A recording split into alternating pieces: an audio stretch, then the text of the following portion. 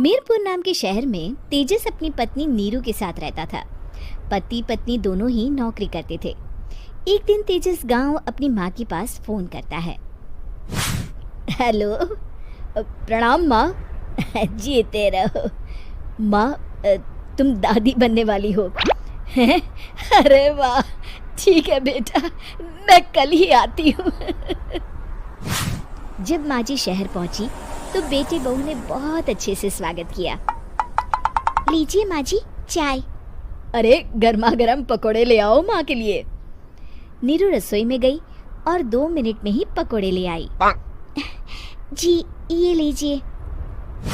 बहू जादू से बनाए हैं क्या? अभी तो रसोई में गई थी। यम्मी। माँ जी, शीला रसोई में पकोड़े तल रही है, मैं बस लेकर आई। हे भगवान, मेरा धर्म भ्रष्ट कर दिया तूने। अब तो गंगा जल से शुद्धिकरण करना होगा। दूसरे दिन, माँ जी मैंने नाश्ता बना दिया है, ऑफिस जा रही हूँ। पर अभी तो घर का सारा काम पड़ा है। शीला आती ही होगी, झाड़ू पोछा बर्तन कपड़े वो सब कर लेगी।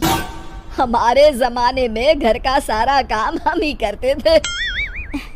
जी माँ जी, आप बहुत होशियार हैं, मैं घर ऑफिस दोनों नहीं संभाल पाती।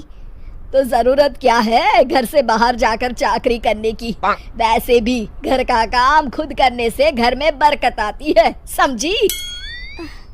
पर माँ जी। पर वर कुछ नहीं, इस महीने की पगार मिले फिर ऑफिस बंद है। हाँ। रात को नीरू तेजस से कहती है, सुनिए जी, माँ जी बोल रही थी कि मैं नौकरी छोड़ दूं। वैसे ठीक ही तो है, अभी तुम्हें आराम की जरूरत है। फिर भी आराम कहाँ, शीला को छुड़ाने के लिए बोल रही थी।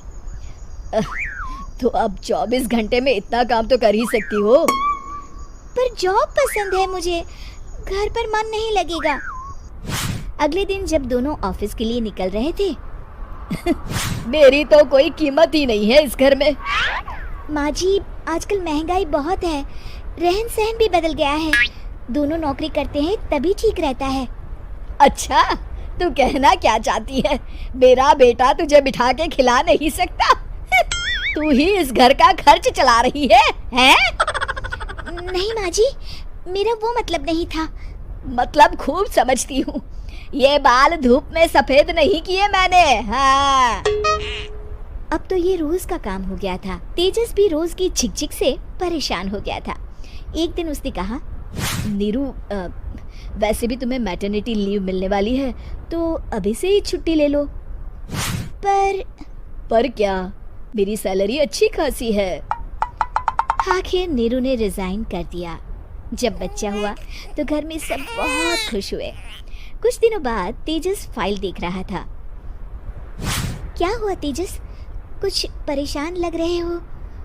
हाँ, वो हमारी जितनी सेविंग्स थी वो तो हॉस्पिटल में और छठी के फंक्शन में खत्म हो गई है नीरू। और अभी वैसे मंदी चल रही है तो मैं बोल रही थी कल मुन्ना को हेपेटाइटिस का टीका लगवाना है। नीरू, क्या पोस्टपोन नहीं कर सकते? नहीं जी, बिल्कुल नहीं। अब तेजस को समझ में आ रहा था कि उससे गलती हुई है। पैसों की कमी का असर घर के माहौल पर भी पड़ रहा था। अगले दिन, बेटा मेरा चश्मा और ये दवाइयाँ ले आना, पर्चा देते हुए माँ जी ने कहा। जी। तेजस, मुन्ना के लिए दूध का डिब्बा और डायपर भी ले आना, और ये किराने के सामान की लिस्ट है, इसे भी लाना है। तेजस गुस्से में लिस्ट मरोड़ कर फेंकता है और चिल्लाता है, पैसे क्या पेड़ पर उगते हैं? ये ले आना, वो ले आना। अरे पर ये जरूरत का सामान ही है। वो गुस्से में बिना कुछ कहे ऑफिस चला गया। अरे अरे लंच तो ले जाइए। नीरू दौड़कर डिब्बा पकड़ाती है। एक दिन खाना खाने के बाद, नीरू, अब तो मुन्ना कुछ बड़ा हो गया, तो अब तुम वापस ज्वाइन कर लो ना जॉब। पर इस रिसेशन में जॉब मिलना बहुत मुश्किल है। ट्राई तो करो। फिर मुन्ना? माँ जी है ना, और एक फुल टाइम मेड भी लगा लेंगे। पर माँ जी, उन्हें तो पसंद नहीं। तभी माँ जी वहाँ आ जाती है और प्यार से नीरू के सर पर हाथ फेरते हुए बोलती है, अब मेरी समझ में आ गया बहू, पहले के और अब के समय में अंतर है। तुम काम शुरू करो, मुन्ना की जिम्मेदारी मेरी।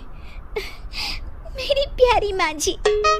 ये कहकर नीरू उनके गले लग गई।